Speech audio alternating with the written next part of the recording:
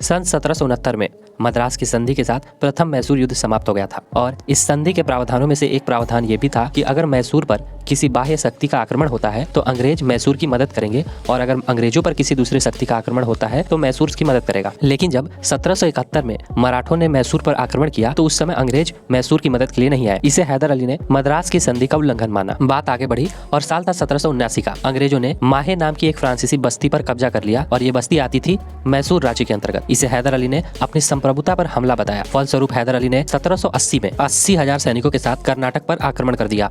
सितंबर 1780 में पोलीलूर की लड़ाई में टीपू सुल्तान ने कर्नल बेली के नेतृत्व वाली अंग्रेजी सेना को बुरी तरह से पराजित किया और ये ईस्ट इंडिया कंपनी की सबसे बड़ी हार थी। कुछ अन्य जगह हुए लड़ाइयों में ब्रिटिश भी सफल रहे, जैसे पोर्टोनोवो में, बेदनोर और नेगापट्टनम में। 4 सालों तक अलग अलग स्थानों पर युद्ध चलता रहा। अभी द्वितीय मैसूर युद्ध चल ही रहा था कि 1782 में हैदर अली की कैंसर से मृत्यु हो गई और उसके बाद टीपू सुल्तान ने युद्ध को नेतृत्व प्रदान किया। 4 सालों तक अलग अलग जगहों पर छोटी बड़ी झड़पें होती रही और अंततः 1784 में मंगलोर की संधि के साथ युद्ध बराबरी पर समाप्त हुआ और दोनों राज्यों ने एक दूसरे के जीते हुए क्षेत्रों को वापस लौटा दिया। ये अंतिम मौका था जब किसी भारतीय शक्ति ने अंग्रेजों पर अपनी शर्तें थोपी हो।